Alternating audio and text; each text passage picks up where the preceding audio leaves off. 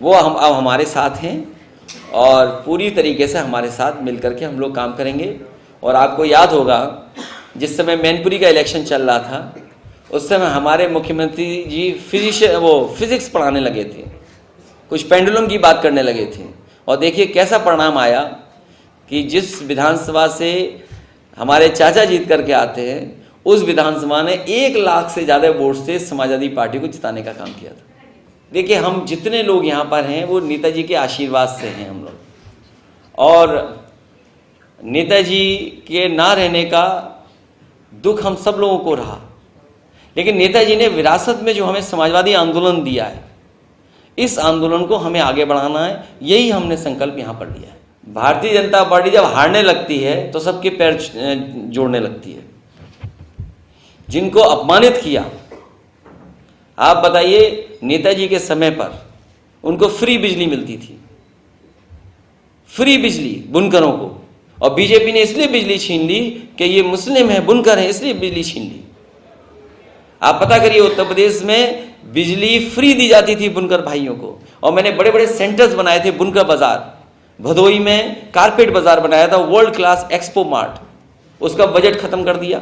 नोएडा में जहां पर बड़ा सेंटर है, नोएडा सेंटर है, जहां की जमीन हजारों एकड़ की है, वहां पर बुनकरों के लिए एक सेंटर बनाया था मैंने, वो सेंटर बंद कर दिया।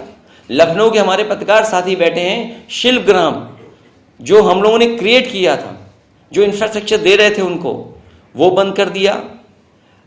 सबसे बेहतरीन उत्तर प्रदेश में साड़ियां अगर कहीं बनती हैं वो आजमगढ़ के पास मुबारकपुर में बनती है, वहां पर साड़ी बाजार दिया था, और सुविधाएं बिजली की देने लगे थे, अन्य सुविधाएं स्वास्थ्य को लेकर के दे रहे थे, पेंशन दे रहे थे, वो सब बंद कर दिया।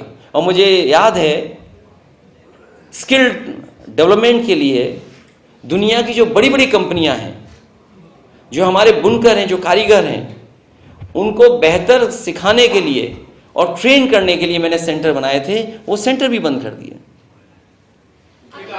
तो उनसे क्या उम्मीद करोगे भारतीय जनता पार्टी से?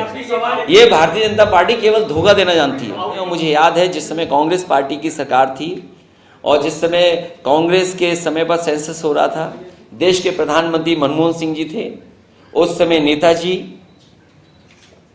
और शरद यादव जी, आदरणीय लालू प्रसाद यादव जी, और दक्षिण भारत के जितने भी पॉलिटिकल पार्टीज के नेता थे सब सोनिया गांधी जी से मिले थे, मनमोहन सिंह जी से मिले थे। उस समय पी चिदम्बरम जी ने भरोसा दिलाया था कि जाति जनगणना होगी, लेकिन कांग्रेस ने धोखा दिया।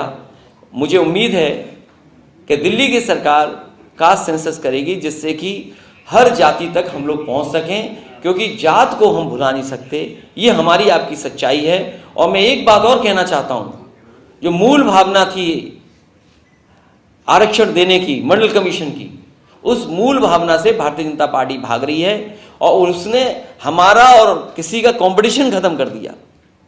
जो कंपटीशन होता था वो खत्म कर दिया। अगर आप मेरिट देखेंगे तो आज पिछड़ों की मेरिट ज़्यादा है, जो जनरल में आ रहे हैं उनके बराबर मेरिट में पिछड़े भी पहुंच गए। ये भारतीय जनता पार्टी वो है, अपने स्वार्थ में उन्होंने हमारा कंपटीशन भी खत्म करा दिया।